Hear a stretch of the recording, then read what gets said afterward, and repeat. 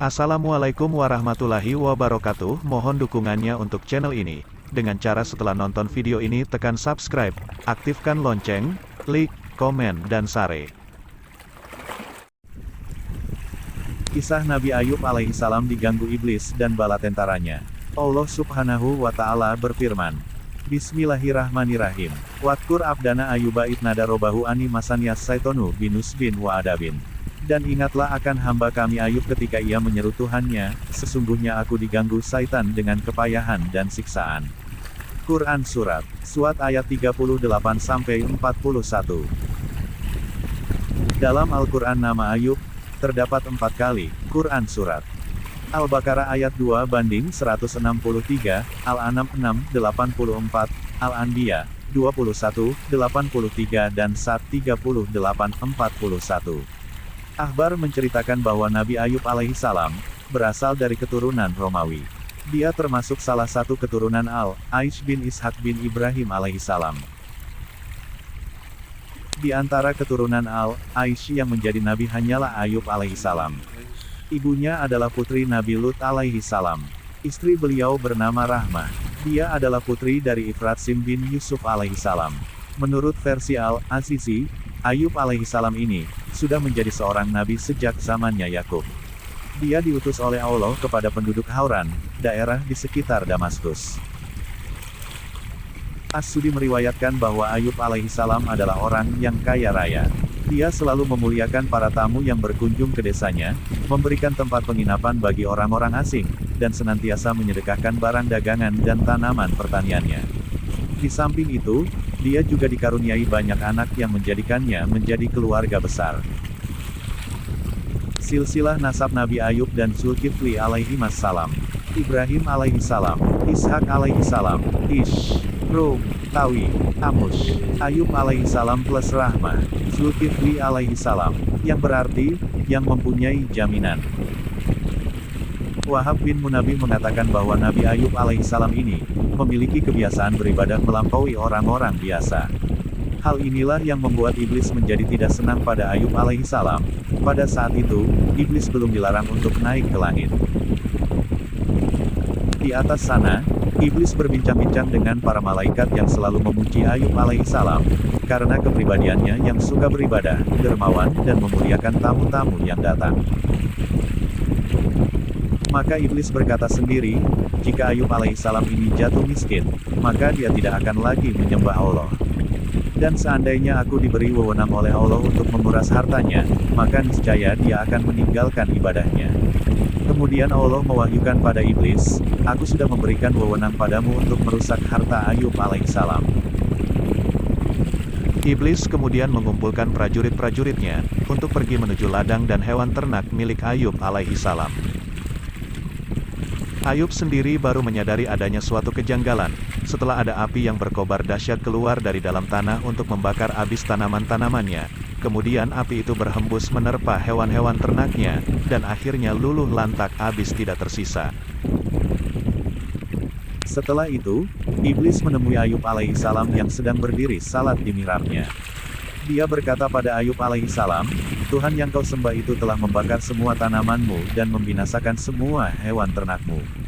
Ayub menjawab, segala puji hanya bagi Allah. Dialah yang telah memberikanku karunia-Nya dan kemudian mengambilnya kembali dariku. Lalu iblis kembali naik ke langit dan bertemu dengan para malaikat. Dia ditanya, bagaimana usahamu? Tanya malaikat. Ayub alaihissalam, sabar menerimanya. Jawab iblis, Ayub alaihissalam, memang telah terpaut dengan janji Tuhannya, seandainya Allah memberikan kewenangan bagiku untuk mencelakakan anak-anaknya, maka tentu dia tidak akan tahan melihatnya, gumam iblis. Kemudian Allah mengizinkan iblis untuk melakukan rencana buruknya, lalu iblis mendatangi kediaman keluarga Ayub alaihissalam, dan menggoyahkan rumahnya dengan keras sampai roboh. Maka semua isi rumah yang terdiri dari sanak famili Ayub alaihissalam celaka dan binasa. Kemudian iblis dengan wujud seorang pembantu keluarga menemui Ayub alaihissalam, yang sedang khusyuk, beribadah di ruangan mihrabnya.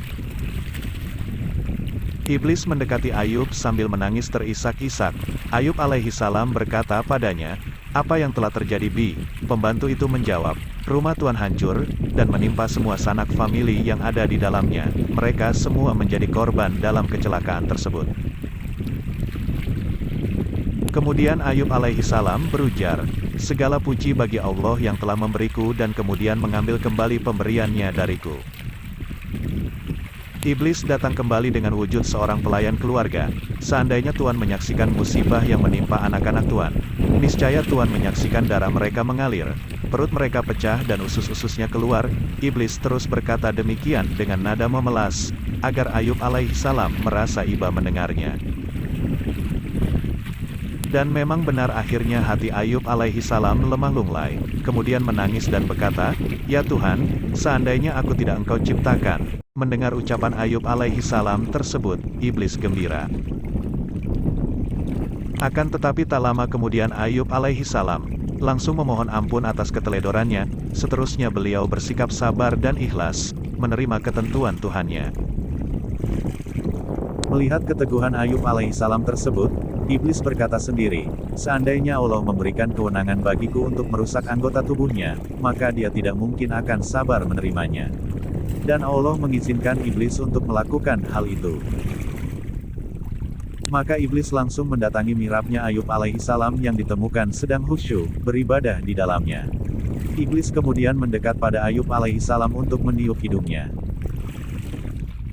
Secara spontan, tiba-tiba sekujur tubuh Ayub alaihi salam mulai ujung kepala sampai telapak kaki terasa gatal-gatal. Ayub lalu menggaruknya dengan batu sampai dagingnya melepuh, kuku-kukunya tercerabut dari akarnya, kulitnya lepas hingga tulang belulangnya kelihatan. Di samping itu, aroma tubuhnya mengeluarkan bau badan yang busuk dan hal ini membuat belatung-belatung kecil keluar dari sekujur tubuhnya. Penyakit itu dirasakan begitu pedih oleh Ayub alaihi salam menjalar pada jasadnya. Ada yang mengatakan Ayub alaihi salam mempunyai 3 orang istri. Setelah mereka melihat kondisi suaminya yang terkena penyakit kulit begitu menjijikkan, akhirnya mereka memutuskan untuk meninggalkannya. Dan satu-satunya istri yang masih setia pada Ayub alaihi salam hanyalah Rahmah. Tidak berhenti sampai di situ, iblis kemudian mendatangi penduduk kampung dan berseru, saudara-saudara semua harus mengusir Ayub alaihi salam dari perkampungan ini. Sebab jika dia masih berdiam diri di sini, maka saudara-saudara nanti akan terkena penyakitnya. Penduduk kampung pun ramai-ramai mendatangi Rahmah dan berkata padanya, hai Rahmah, bawalah suamimu pergi. Dan jika tidak, maka kami akan membunuhnya. Mendengar ancaman tersebut, Rahmah berkemas untuk memboyong Ayub alaihi salam. Dia membawa suaminya dengan cara digendong di kedua pundaknya. Mereka berdua menelusuri perjalanan sampai berhenti di suatu reruntuhan. Di tempat itulah, Rahmah merebahkan suaminya. Dan Ayub alaihi salam pun tidur dengan tanah sebagai alasnya. Menurut penuturan Wahab bin Munabi, Ayub alaihi salam terlelap tidur di atas tanah dengan belatung yang terus-menerus keluar dari sekujur tubuhnya. Selain istrinya, tidak ada seorang pun yang mau mendekatinya. Hal itu dijalani mereka berdua selama 7 tahun. Rahmah sendiri untuk mencukupi kebutuhan hidup sehari-harinya sengaja pergi ke perkampungan. Dia bekerja pada mereka dan hasilnya untuk membeli roti dan makanan. Suatu saat iblis menemui penduduk kampung untuk menghasut mereka. Dia berseru, saudara-saudara semua jangan membiarkan Rahmah masuk ke perkampungan ini. Sebab dia nanti akan menularkan penyakit yang diderita suaminya.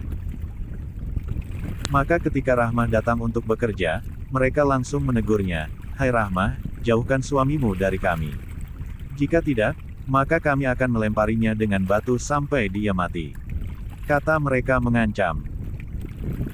Rahmah akhirnya mengalah dan membawa pergi suaminya dengan digendong di atas kedua pundaknya. Dia pergi bersama Ayub alaihi salam menuju tempat yang jauh dari perkampungan. Setelah sampai pada tempat yang dituju, Rahmah meletakkan suaminya di atas hamparan kerikil dengan batu sebagai bantalnya. Kemudian dia berkata, suamiku, mohonlah kepada Allah agar penyakitmu sembuh. Tetapi Ayub alaihi salam menjawabnya dengan penuh kepasrahan, Rahmah, Allah sengaja tidak memberikan pada kita akan nikmat-nikmatnya. Hal itu dimaksudkan untuk mencoba kita, apakah kita sabar dalam menghadapi musibahnya atau tidak. Rahma sendiri mencoba untuk pergi, dan mengetuk pintu-pintu rumah penduduk untuk meminta belas kasih mereka. Tetapi mereka malah mengusirnya. Pergilah kau dari daerah kami. Jangan kau tularkan penyakit suamimu pada kami. Maka tatkala, Rahma sudah kehabisan cara untuk mendapatkan makanan, sedangkan Ayub alaihissalam suaminya, sudah merasa sangat lapar, maka dia memutuskan untuk memotong gelungan rambutnya. Kemudian gelungan itu dijualnya demi sepotong roti. Setelah itu, dia pulang menemui Ayub alaihissalam dengan membawa roti. Ayub bertanya padanya, "Dan di mana engkau peroleh roti ini, istriku?" Dan Rahma pun menceritakan usahanya untuk mendapatkan roti itu, yaitu dengan cara menukarnya dengan gelungan rambutnya. Begitu mendengar penuturan istrinya, Ayub alaihissalam kontan saja menangis terisak-isak, kemudian ia bersabar dan pasrah. Dalam sebuah hadits riwayat Muaz bin Jabal radhiyallahu anhu, dia mendengar Rasulullah shallallahu alaihi wasallam bersabda, "Jika ada nanah atau darah yang keluar dari salah seorang lelaki, kemudian istrinya mengusap dengan jilatan lidahnya dan dia tidak ridha pada istrinya itu, maka lelaki itu nanti pada hari kiamat akan ditempatkan di dalam peti yang terbuat dari api sampai turun ke dasar jahanam." Selanjutnya Wahab bin Munabih menuturkan, suatu saat iblis menyamar sebagai seorang dokter bertemu pada Rahmah, istrinya Ayub alaihissalam. Iblis berkata, "Apakah Anda benar istrinya Ayub?"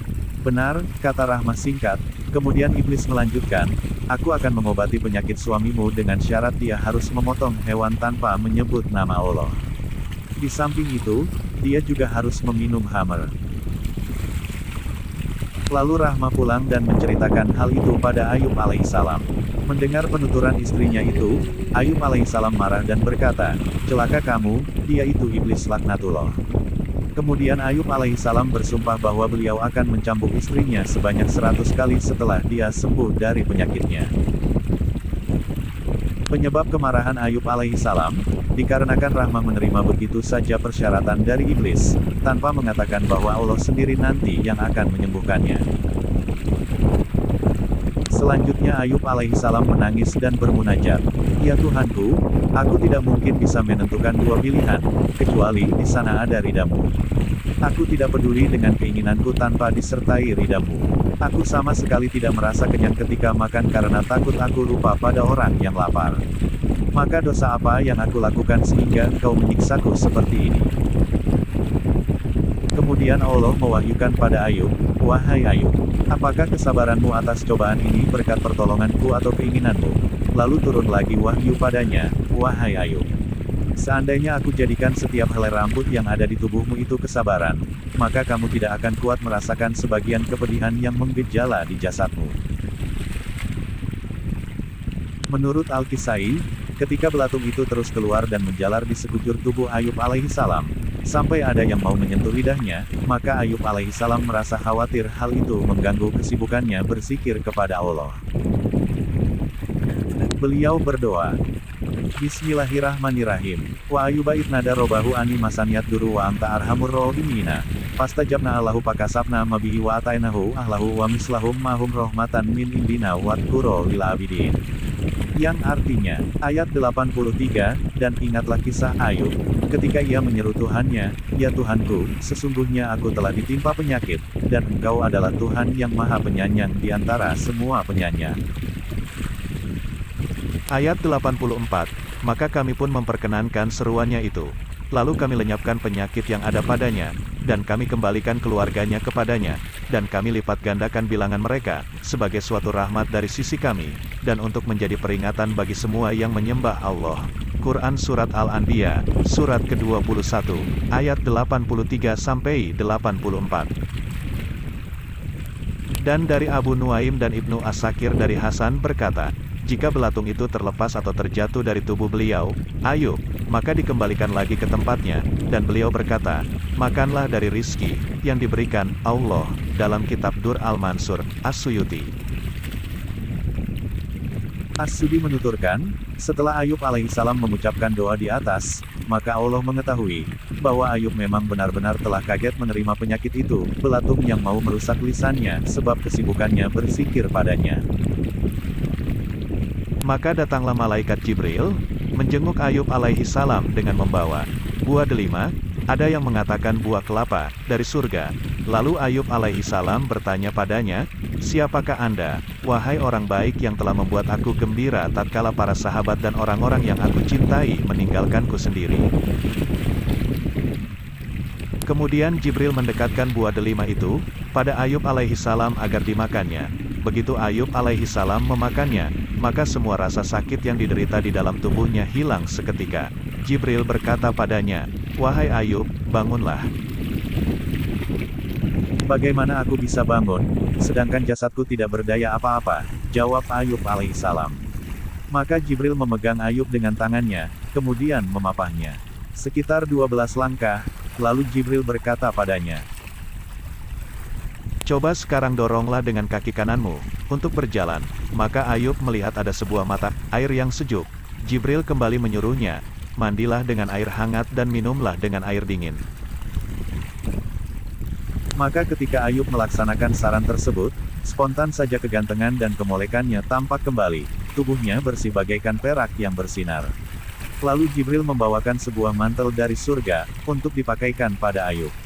Setelah itu Jibril memasangkan mahkota dari surga untuknya. Dengan demikian, Ayub menjadi sosok yang bersih bersinar bagaikan matahari yang sedang menerangi. Pada saat itu pula Ayub langsung melakukan salat 2 rakaat, sebagai tanda syukur pada Allah, atas nikmat dan keridaan yang telah diberikan kepadanya. Selanjutnya Wahab bin Munabih menuturkan, setelah Ayub mandi di sumber air tersebut, maka belatung yang ada pada tubuhnya, menjadi bertebaran membentuk permadani emas, kemudian belatung itu terbang di udara, dan akhirnya apa yang tadinya sebagai musibah menjadi nikmat baginya. Menurut Abu Laits As-Samarqandi, dalam Tanbihul Ghafilin, hari itu adalah 10 Muharram. Sedangkan menurut keterangan dari As-Sudi, konon Ayub mandi di sumber air tersebut dan sembuh dari penyakitnya pada hari Nairus, hari tahun baru Iran. Karenanya, kita menemukan tradisi menyemprotkan manisan dengan air pada hari Nairus. Dari Anas bin Malik bahwa Rasulullah Shallallahu Alaihi Wasallam bersabda, "Sesungguhnya Nabiullah Ayub ditimpa musibah selama 18 tahun. Orang dekat dan orang jauh menolaknya, kecuali 2 orang, laki-laki saudaranya yang selalu menjenguknya setiap pagi dan petang hari. Suatu hari, salah seorang dari keduanya berkata kepada temannya, 'Ketahuilah, demi Allah, Ayub telah melakukan sebuah dosa yang tidak dilakukan oleh seorang manusia di dunia ini.' Temannya menanggapi, 'Apa itu?' Dia menjawab, 'Sudah 18 tahun Allah tidak merahmatinya, dan tidak mengangkat ujian yang menimpanya.'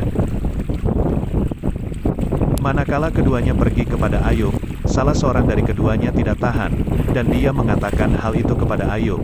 Maka Ayub alaihi salam berkata, 'Aku tidak mengerti apa yang kalian berdua katakan. Hanya saja, Allah mengetahui bahwa aku pernah melewati 2 orang laki-laki yang bersengketa, dan keduanya menyebut nama Allah. Lalu aku pulang ke rumah dan bersedekah untuk keduanya karena aku khawatir nama Allah disebut kecuali dalam kebenaran.'" Nabi Shallallahu Alaihi Wasallam bersabda, Ayub pergi buang hajat. Jika dia buang hajat, istrinya menuntunnya sampai di tempat buang hajat.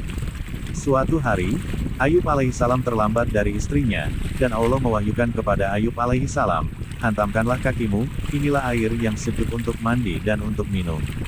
Quran Surat 42. Istrinya menunggunya cukup lama. Dia melihat dan memperhatikan orang yang sedang berjalan ke arahnya, sementara Allah telah menghilangkan penyakitnya dan dia lebih tampan dari sebelumnya. Ketika istrinya melihatnya, dia berkata, "Semoga Allah memberimu berkah. Apakah kamu melihat Nabiullah, orang yang sedang diuji? Demi Allah, kamu sangat mirip dengannya jika dia itu dalam keadaan sehat." Ayub alaihissalam berkata, "Sesungguhnya akulah Ayub."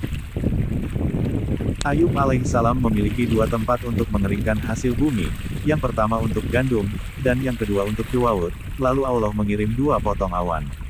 Ketika awan yang pertama tiba di atas tempat pengeringan gandum, ia memuntahkan emas sampai ia melimpah, dan awan yang lainnya menumpahkan di tempat pengeringan jawawut sampai melimpah pula.